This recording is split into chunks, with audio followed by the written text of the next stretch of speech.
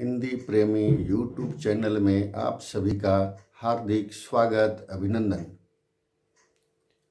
आज हम सभी हिंदी के विविध रूपों के बारे में जानेंगे। खड़ी बोली हिंदी के 4 विविध रूप के रूप में प्रचलित है: उर्दू, रेख्ता, दक्षिणी हिंदी और हिंदुस्तानी।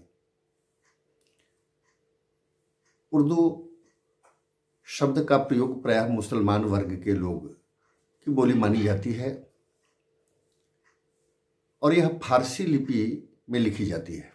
वस्तुतः उर्दू का जन्म खड़ी बोली से ही मानी जाती है।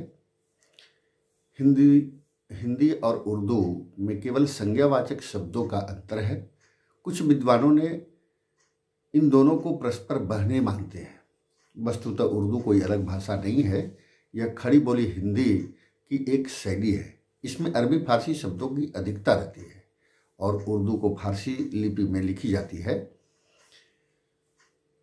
बीच के कालखंड में हिंदू और मुस्लिम दोनों का प्रयोग करते थे, परंतु अंग्रेजों ने उर्दू को मुसलमानों और हिंदी को हिंदुओं की बोली कहकर भाषागत वैमनस्य का बीज बो दिया।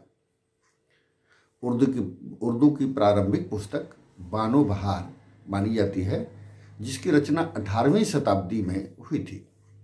उर्दू के प्रसिद्ध शायर एवं लेखकों में जौक, जाफर, दाग, गालिब, शाहिर लुधियानवी, कृष्णचंद्र, राजेंद्र सिंह बेदी, फिराक गोरखपुरी आदि प्रमुख हैं। रेख्ता का शाब्दिक अर्थ है गिरा हुआ, गिरी हुई। जैसे संस्कृत को सरल कर प्राकृत भाषा बनी, जिसका प्रयोग संस्कृत नाटकों में अशिक्षित पात्रों, विशेषतः सेवकों या दास दासियों द्वारा किया जाता था, उसी प्रकार फारसी भाषा को सरल कर रेख्ता बोलचाल की भाषा बनी, जिसे उर्दू का एक शैली भी कहते हैं। एक समय दिल्ली आगरा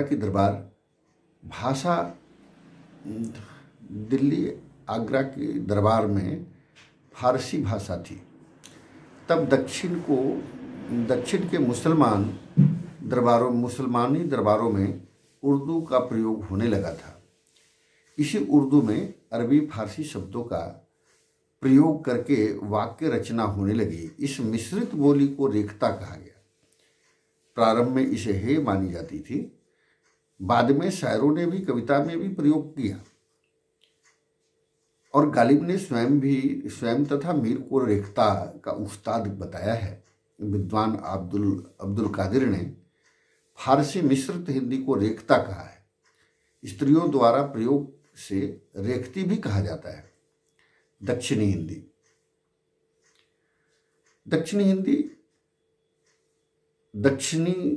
हिंदी को हिंदवी भी कहा जाता है।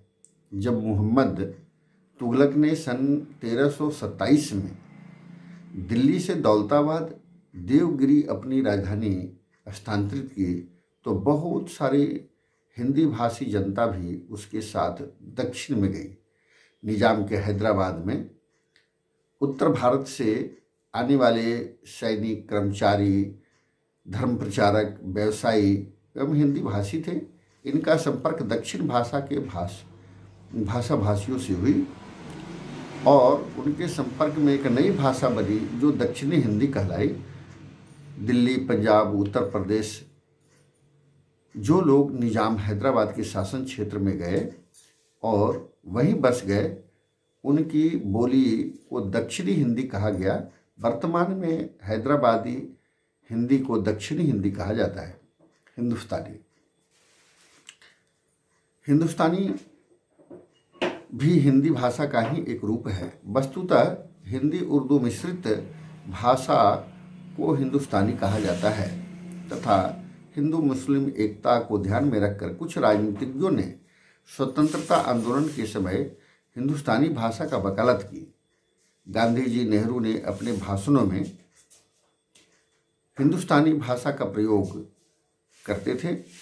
इसमें संस्कृत और फारसी के कठिन शब्दों को छोड़कर कुछ हिंदी और कुछ उर्दू के सहज शब्दों को पिरोकर हिंदुस्तानी भाषा के रूप में बढ़ाया जा रहा था। राष्ट्रभाषा प्रचार समिति ने भी इसका प्रचार प्रसार करना शुरू कर दिया, परंतु जानबूझ करके जब सीता माता जैसे शब्दों को हटाकर सीता बेगम जैसे उर्दू शब्दों की स्थापना की जाने लगी, तो हिंदी समर्थकों और हिंदुओं के द्वारा इसका तीव्र विरोध किया गया और इसके पश्चात तत्सम शब्दों का प्रयोग इसमें बंद हुआ।